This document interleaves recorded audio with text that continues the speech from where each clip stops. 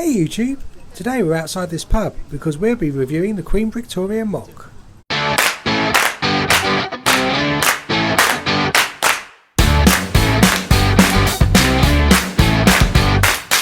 Hey guys, welcome to Brick Talk TV. Terry here, and in today's video we're looking at the Queen Bricktoria pub MOC by another designer, namely Bricked 1980. Links to the designer and this model instructions will be found in the description below, so do check them out. You may remember that we have covered Bricked 1980 before in a previous video. He was the same designer that created the Brick Square Post Office and Chip Shop MOC that we reviewed earlier.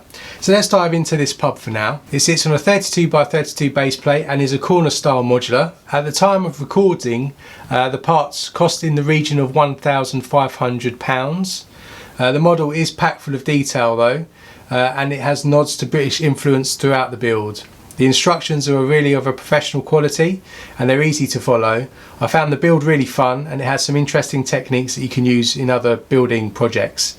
Some parts can be tricky to source, but by using a combination of Bricklink and brickowl.com I got all the parts. But I did have to substitute a few for some alternative pieces just in order to rein in some of the costs. For example, I didn't use a patterned 1x2 green brick in the trim here because they were too expensive. Instead I opted for some plain ones which were much cheaper, and I swapped out 1x3 blue tiles that were here to fill in the gaps, and I used 1x2 tiles instead because the cost saving was quite a lot, and overall that did save me quite a lot of money. So what I plan to do now is I'm going to go through the modular in each of the levels, starting with the bottom first, and I'll give you a deeper look inside so you can have a look at the detail inside, and we'll talk about the outside surround here. So first up is the ground floor. As I've already mentioned, it's situated on a corner, so you've got two aspects to look at here. Usually the first thing you notice is the amount of flowers that are striking and really make this thing stand out. That seems to be Brick 90's way of building things, is to put lots of flowers on, which I really agree with, because it just really makes the buildings pop out from the rest of the surroundings. As you can see, we've got the standard lamppost that's situated on this side. You also have, as I spin this round, you've got a nice sign here that talks about pool darts and some great beer that you can be had inside. You've got some lovely flower beds outside as well. This is one of the minifigures. The main entrance is sat at an angle on the corner, which again is another great technique to use. Just gets it away from your normal flat fronts on your modulars. You then round this side, you've got a nice covered drinking area, so people can drink outside when the weather's nice. We've also got some detail, some magazines and newspapers here. And then of course one of the nods to the British way of life is the British telephone box, which can be found here. And this is a nice little build. You can open it up and put a minifig inside if you wish. I actually also sort of use this as inspiration to build my own telephone box design, and then I've placed that throughout my city as well. So you might want to think about reusing some of that to get some consistency throughout. As you jump in then into the inside of the building, the ground floor is actually taken up with the bar. So this is the main area that people come in and have a drink. So you've got a couple of seating areas with some tables. You've then got a main bar area which is packed full of beer pumps. You've got some glasses and bottles. You've got barmaid behind there. Obviously you've got a till area that allows people to pay for the drinks that they're buying. And then you've got some shelves across the back that are packed full of glasses, bottles, different containers, which you'd expect to see inside a pub. Then there's some nice detail as well, just at the base on this wall, this side. You've got a nice fireplace, an open fireplace with some lovely trophies that are sat on top. Imagining that would be what the pool team or the darts team have won over the years, or they're just goblets that are on show from years gone by. And then as you move round to this side of the building, you've actually got a stairway that leads up to the next level, which I'll talk about in a second. Along the top you've got some flowers that are supposed to be depicting some window boxes and flowers growing down from those, which we'll see in a second when I put the next level on. And then you've got some nice lighting detail as well throughout. So they've included some designs for some lights that people inside can see each other and see what they're drinking. One of the really nice touches as well I quite like is the fact the designer has used either 1x1 tiles or 1x1 plates with cups on to depict placemats. They've used a typical green colour. I don't know why that feels like a typical colour to use, but it does seem reminiscent of what you'd expect in a pub. And so the tiles are used where there's no glasses on top, and then they've used a plate to actually then stick a glass on top, so people can drink their beer without marking the nice Lego tables inside as well, which is great.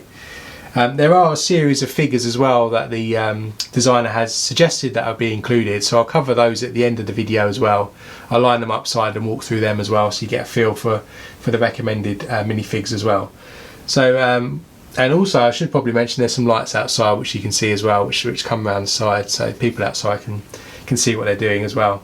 So this ground level, this is kind of the main hub of everything. This is where the bar is. You've got some seating areas outside, packed full of detail again, which is probably why the piece count is rising, especially with the number of glasses and mugs you've got in here. So now we've covered that, let's take a look at the second level and walk you through that. So here we are on the second level. Slightly smaller obviously because you're on a corner, so the space you've got is less as you move up through the building. On the exterior you can see some lovely nice high windows with some tiled log bricks here to give you some texture. As you move round to the corner, again we've got the angled window that matches the angled door on the base plate, on the base level. You've also got some window boxes here which are again a nice touch. And then on this side, which really hits it off, is you've got the traditional pub sign. And this has been made out of a window frame or a door frame, depending on your perspective, with a black filler inside, so like a glass piece that's all black, and then you stick a sticker on top. And I've already mentioned that there's a sticker on the base plate, which is where you've got an A-frame sign just to tell people of the darts and the pool that's available inside. And these stickers that you stick on are actually included in the instructions as well. There's a page towards the back of the manual which you could just print off, and then you can cut the stickers out yourself and stick them on. No problem with those, they were the right size when I printed them off, and they stuck on as expected. And again, this is a nice touch because it's got the Queen Bricktoria sticker on both sides, so no matter where you place your modular, your minifigs will see the name of the pub nice and proud. So then moving on at the top, again we've got some more flowers that would overhang the flower baskets or the flower beds on top. Again, at the end of the module I'll show you all the levels stuck on again. We've got some more detail outside. We've got some scrolls here which add a bit more architectural detail. Some tiles here which then just give you some depth and different heights on the columns. And then moving inside, this level is mainly concentrated around the pool table and people being able to play darts as well. So as you come up the stairs, you come into the doorway at the back. There's one table there where two people can sit at. You've got a rack with the snooker cues or the pool cues stacked there, along with a shelf that's got some awards and trophies that the pool team have won. You've got the main pool table that sits inside as well, and that's a nice little mini build within the whole context of the building. And then over on this side, where the chimney continues to move up through the building from the ground floor, you've got the darts board which is stuck on top as well, and that sits within a cabinet. There's also some nods to a dart being ready there to be picked up, as they've used a feather piece to depict a dart there that's ready to pick up as well. Then there's a couple of stools placed around the perimeter of this level, again with some light detail, a few shelves, a couple of bottles of wine and some glasses. There's also a few barrels noted around as well, hinting to the fact that either they're barrel beers or people can put their items on top of those, which you do see in some pubs in the UK. And then there's the next flight of stairs that leads up here, and I'll take you through to the next level in a second. Overall, is some great opportunity here to place your minifigs in some positions for playing darts and for playing pool. The dartboard is probably a little encroached with the pool table, so you may need to think about replacing it slightly if you wanted to depict a proper game of darts, because I think you'd be a little bit tight to place the minifig. They'd be too close to the dartboard. But the rest of it, generally, it's great. I love the level of detail again. It looks reminiscent of a pub that you'd see in Britain, and I really like it. So let's move up now to the third level, and you can get a sense of that. So in this third level, as we move up, you've got a nice addition on this level of an external balcony where people can enjoy their drinks, and there's a door here where people can go in and out of the main area. You've got again the double height windows throughout with some additional features of some logs underneath, log bricks that give you some texture, and the addition of the scrolls again with some slopes just above the windows, just some architectural detail there, which is really good. There's no flowers on this level because they'll appear from the second level just below the windows once I've reconfigured it all back on. And then when you jump inside the building, inside, this is the function area of the pub. So this is where people would typically in the UK have their weddings or some birthday parties or things like that. So you've actually got a stage in the main area which has a keyboard, a little mini build for a keyboard, hints towards it being a karaoke or maybe a disco kind of feel going on here. There's a microphone stand, a rack for your guitar. They put some disco lights and some speakers around as well. Oh, that's a new subscriber to Instagram. Don't forget to subscribe and hit like. And then up here as well, off the stage, you've got a table, and then you've got a couple of little tables as well, all with drinks on for people to enjoy. And then there's the banisters that cover the stairway, which is the final stairs up to this final level, with some stools on.